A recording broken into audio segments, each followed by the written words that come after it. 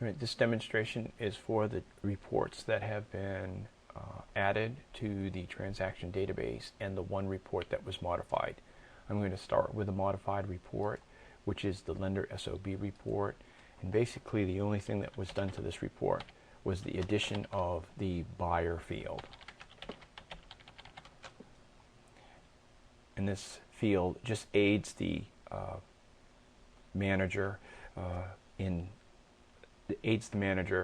that they don't have to look up the buyer information and then add it to this spreadsheet that's created from this report. It's automatically there. So the only thing they really have to do with this report is to delete the listing lines from the report. The buyer information is already there. The next report that was added is something called the price change report. And this report was added because we're required to put in the price changes for our Tuesday business meetings. And it was just a way of easily using the data that's already in the transaction database to pull up the changes that were made during a specific period of time. The next section is the addition of a mail merge routine, which helps facilitate the creation of letters that are sent to our buyers, sellers, and co-brokers during the transaction. The first, let's say a listing comes in, the transaction coordinator is going to add the listing to the transaction database. And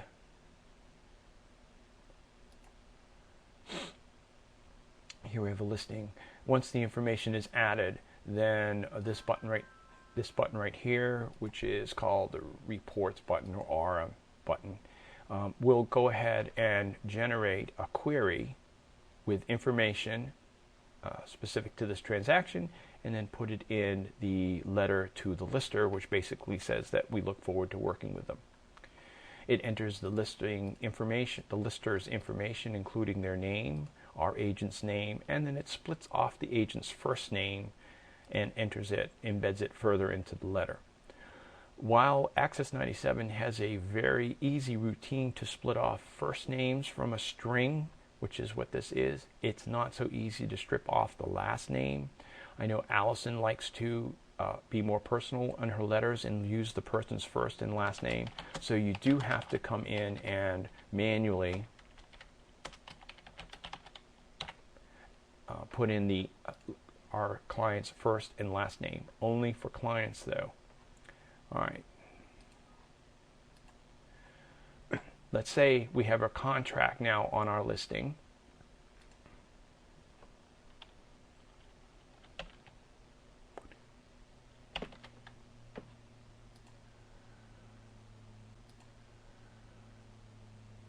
We have a ratified contract.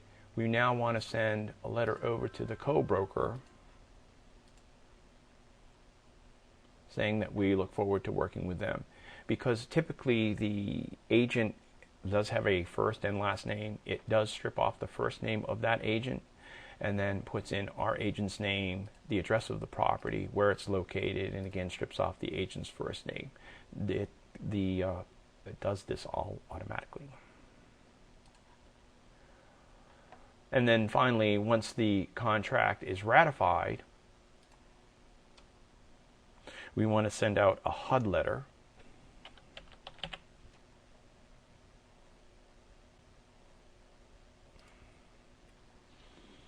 So now we have a listing agreement that's ratified. Oh, once again. And then the HUD letter is again created from the information from the transaction database. Our client's name, first name and last name, and our agent's first and last name. And again, very easily, if you want to be more personal in your letter, you can just add the client's first and last name and then go ahead and print that out. Very similar for sales.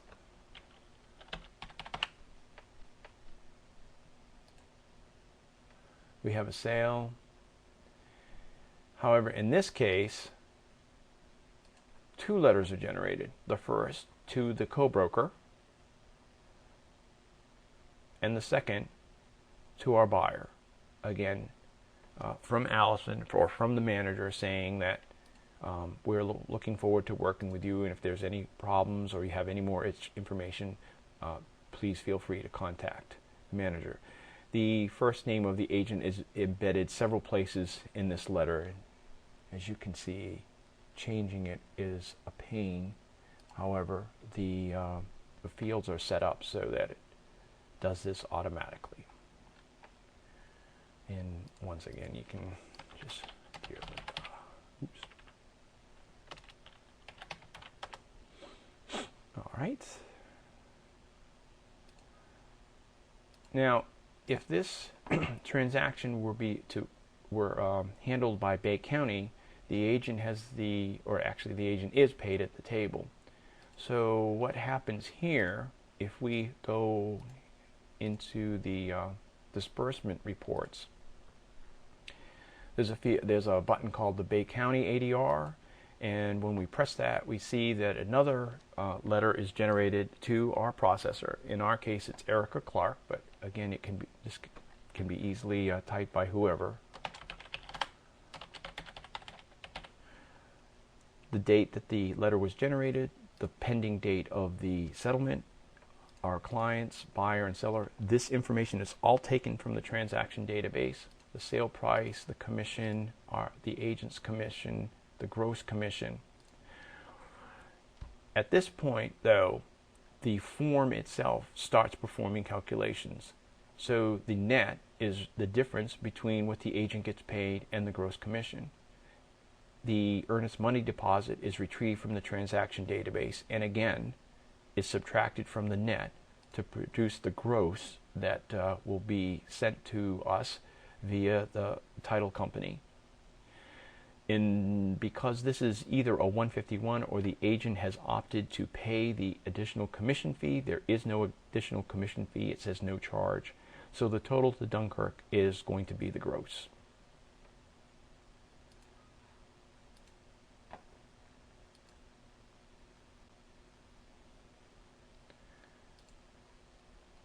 And the last